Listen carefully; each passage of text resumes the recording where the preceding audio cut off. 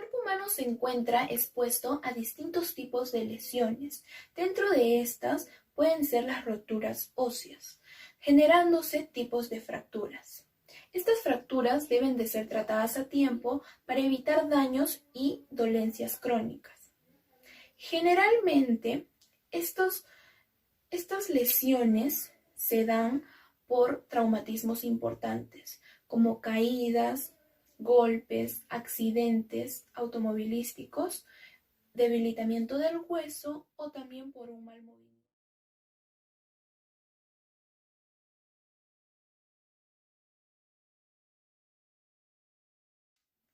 A continuación, yo les voy a hablar sobre la estructura ósea. Los huesos más frecuentes en fracturarse y los más importantes para el movimiento corporal son los huesos largos, como son el fémur, la tibia, el peroné, el húmero, el cúbito, el radio, las falanges, los metacarpos. El hueso compacto es la capa externa de una estructura ósea de tejido denso y blanco. La epífisis es el lado distal y proximal de un hueso. La diáfisis es el cuerpo o la porción cilíndrica de una estructura ósea. La metáfisis es el sitio de unión entre la epífisis y la diáfisis. Su espesor va a ir disminuyendo con la edad. El cartílago articular va a ser una capa delgada de cartílago hialino que va a cubrir a la epífisis y va a ayudar a que un hueso se articule con otro.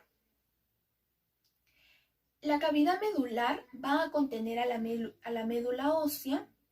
Esta médula ósea es tejido esponjoso y va a producir células sanguíneas. El periósteo es una capa resistente de tejido conectivo que no va a poseer cartílago articular, pero va a ayudar en la reparación de fracturas y además va a nutrir al hueso.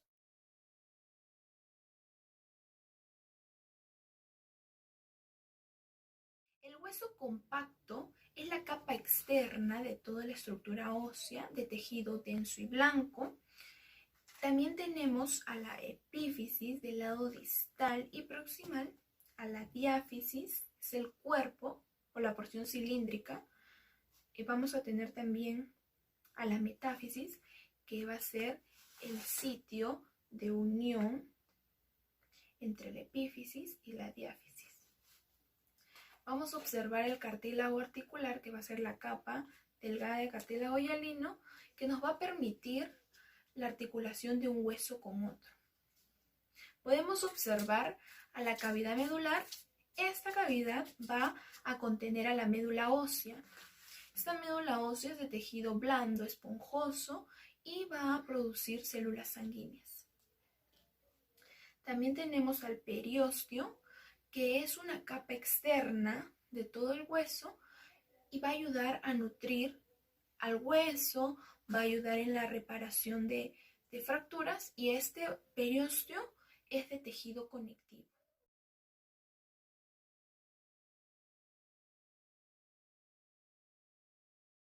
Bien, continuando con la exposición, yo voy a hablar acerca de lo que es su clasificación. Como nosotros sabemos, tenemos distintos tipos de huesos en el cuerpo y las podemos dividir en 5 tipos: cortos, largos, planos, irregulares y sesamoideos. Si hablamos del hueso corto, estas se van a caracterizar por ser de forma cuboides y cilíndricas. En su parte interna van a estar constituidas por tejido óseo esponjoso y en su parte externa por tejido óseo compacto. Como ejemplo, vamos a poner aquí al tarso, los huesos del tarso y los huesos del carpo. Huesos planos, este se caracteriza por tener poco espesor. Es esponjoso y compacto paralelamente, es como un sándwich. En el centro va a ser un hueso esponjoso y en las partes externas va a ser un hueso compacto. Como ejemplo, vamos a poner el tórax y el cráneo. Hueso largo. Este tipo de hueso se va a caracterizar por tener mayor longitud.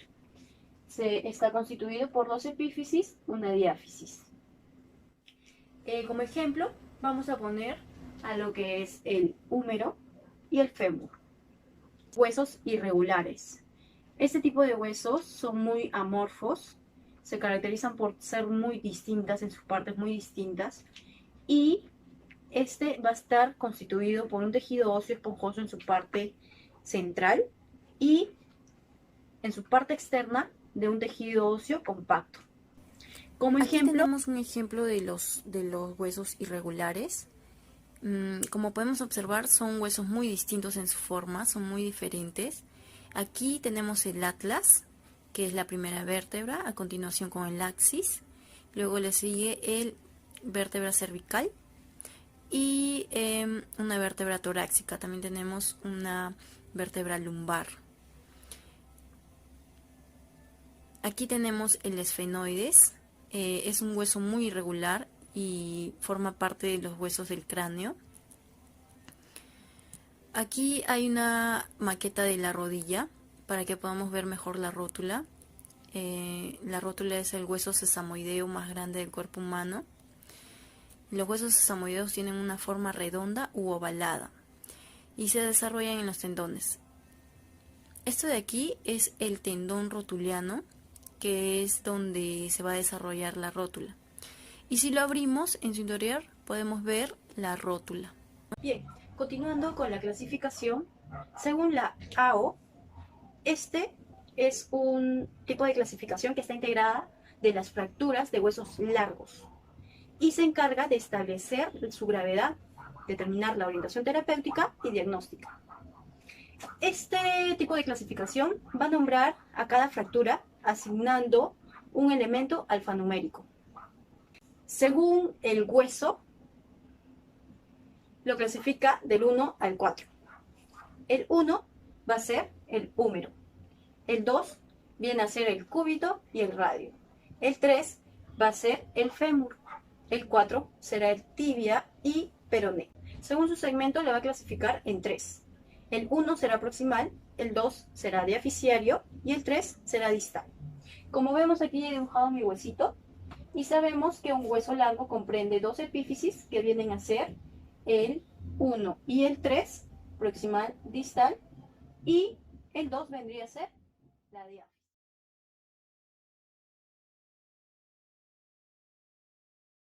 Fracturas. ¿Qué es una fractura? Una fractura es la pérdida de la continuidad del tejido óseo. Esto se da debido a fuerzas que superan la elasticidad del hueso.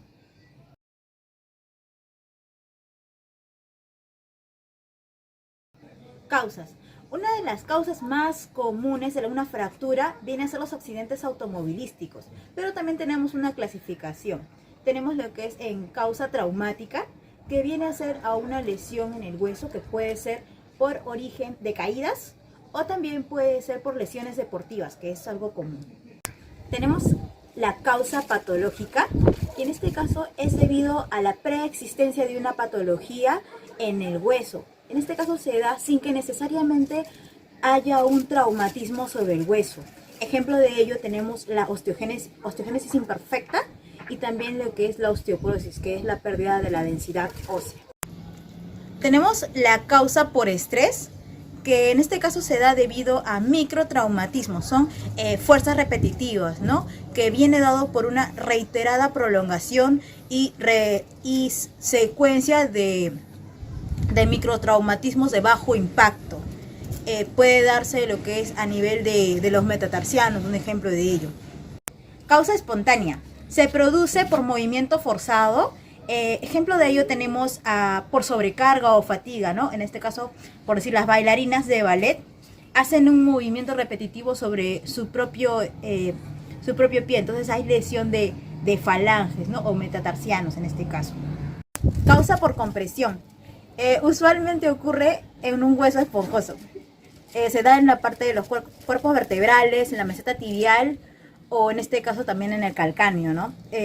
En este caso se puede apreciar un aplastamiento entre hueso, en el hueso diaficiario, o en este caso también se puede notar que hay un trazo oblicuo.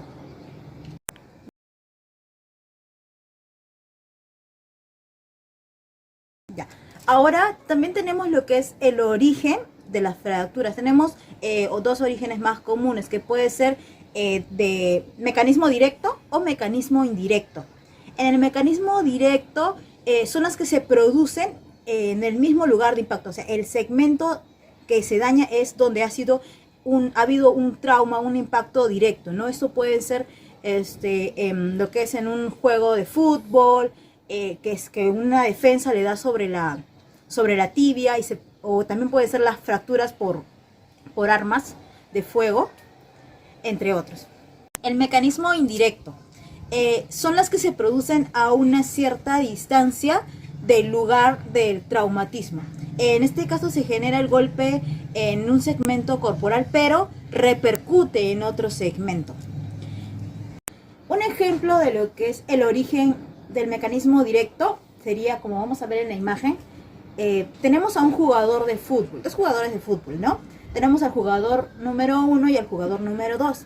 En este caso, el jugador número 1 va a hacer un deslizamiento con taco hacia arriba, y lo que va a emitir un golpe directo sobre la pierna del jugador número 2. En este caso, el impacto se va a recibir directamente sobre la pierna del jugador número 1. Quiere decir que la resistencia del jugador, o la fuerza del jugador número 1 vence la resistencia y fuerza del hueso del jugador número 2. En este caso, allí habría una fractura de la pierna del jugador número 2. Bueno, y en el ejemplo, por lo que es un mecanismo indirecto, tenemos a una persona, en este caso lo vamos a ver en la imagen, que salta de una altura aproximadamente de 10 metros. Al saltar la persona, en la superficie, que puede ser el suelo o el asfalto, al saltar de esta distancia, lo que va a generar es que en la parte del suelo se genera una resistencia ascendente y la persona que va cayendo una resistencia descendente. Estas dos fuerzas se van a unir generando una especie de ondas. Ahora, al caer esta persona en el suelo, va a producirse una fractura. Pero ¿qué pasa? La fractura se puede producir a nivel de la pierna o tal vez la cadera, pero el impacto inicial necesariamente no fueron en esta zona, sino fueron recibidas en la zona de los pies, por ejemplo. Pero no ha ocurrido una fractura allí, sino en otra zona, una zona indirecta a la fractura realizada.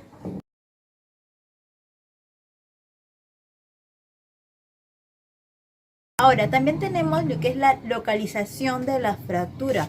De acuerdo a la ubicación de la fractura, podemos tener a nivel de epífisis. Si la fractura ocurre en la epífisis del hueso, que viene a ser los extremos, se le llamaría una fractura epifisiaria. Si ocurriese en lo que es en la parte larga del hueso, es en la diáfisis, se le llama una fractura diafisiaria. Si es que la fractura ocurriese en lo que es en la metáfisis, que es la unión entre la epífisis y la diáfisis, se vendría a llamar una fractura metafisiaria. Ahora, también puede ser que se dé la fractura a nivel de la misma articulación.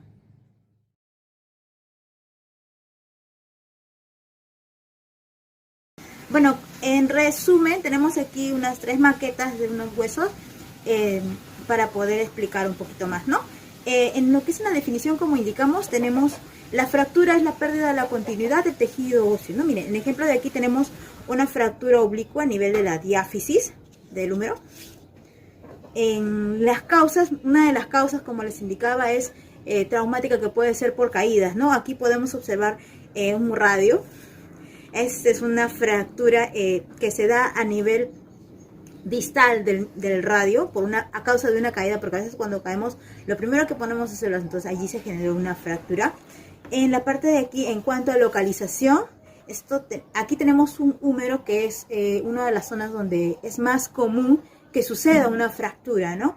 De acuerdo a su localización, ubicación, en este caso de la fractura, como indicamos, si se da a nivel de la metáfisis se llamará fractura metafisiaria.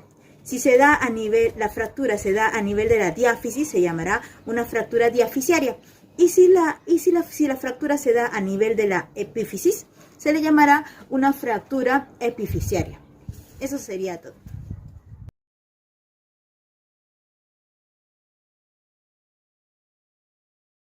La clasificación de fracturas se dan según su manifestación, según su alcance y según su trazo. Según su manifestación pueden ser fracturas abiertas y cerradas. En las fracturas cerradas, la fractura se produce dejando la piel intacta. Puede ser sin desplazamiento y con desplazamiento. Luego tenemos las fracturas abiertas. En las fracturas abiertas se produce una lesión en los tejidos adyacentes y en la piel. El hueso fracturado siempre es expuesto hacia el exterior y se produce mayormente riesgos en los vasos sanguíneos y en los tejidos.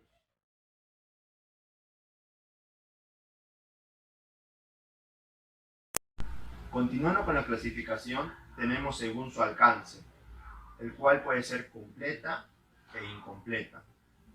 Una fractura completa es cuando afecta a todo el espesor del hueso y lo divide en dos o más fragmentos. Puede ser con desplazamiento o sin desplazamiento. En las incompletas, también llamadas fisuras, se da cuando la ruptura del hueso no es total. Puede ser parcial o solamente estar agrietado.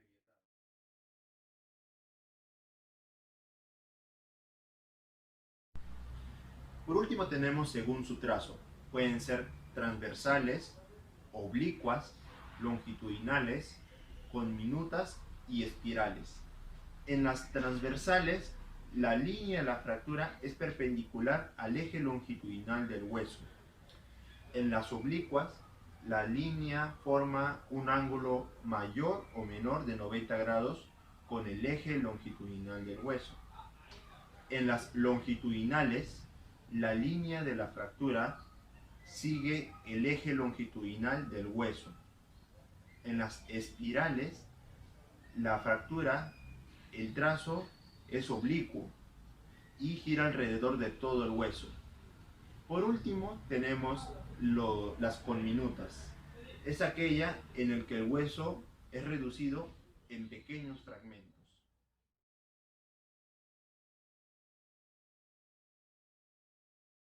Continuando con la explicación, tenemos los tipos de fracturas según su trazo. Tenemos las transversales. En las transversales, la línea de la fractura es perpendicular al eje longitudinal del hueso. Este tipo de fractura mayormente se da por contusión directa o por acción de dos fuerzas opuestas. Luego tenemos las oblicuas. En las oblicuas, la línea forma un ángulo mayor o menor de los 90 grados al eje longitudinal del hueso. Este tipo de fractura mayormente se da por una flexión del hueso. Luego tenemos las lineales. En las lineales, la línea de la fractura es longitudinal con el eje del hueso. Este tipo de fractura mayormente no produce ningún daño al tejido que se encuentra alrededor del hueso. Tenemos las espirales. En las espirales, la línea es oblicua y gira alrededor de todo el hueso. Y este tipo de fractura mayormente se da por una rotación del hueso o una torsión del mismo hueso. Tenemos las conminutas. En las conminutas es aquella fractura en la que el hueso es reducido a pequeños fragmentos.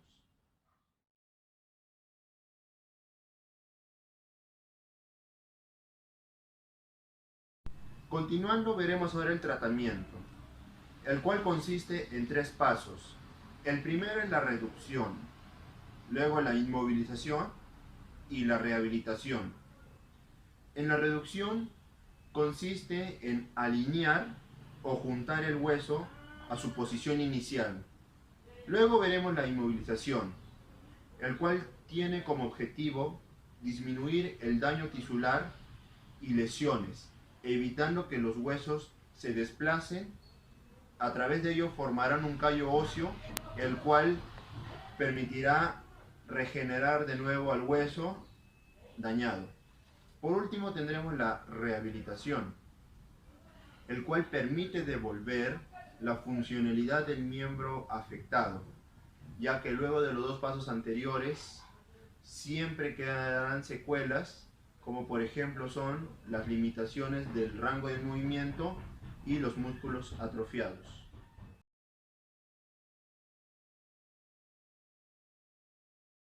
Para finalizar, veremos algunas imágenes. Ahora ustedes observan en la parte superior de la pantalla una imagen de un estudio radiográfico lateral de pierna. La estructura que señala la flecha es el peroné. El diagnóstico para este examen sería fractura del tercio proximal de la diáfisis del peroné. Ahora observaremos otra imagen donde también viene a ser un estudio radiográfico frontal de mano.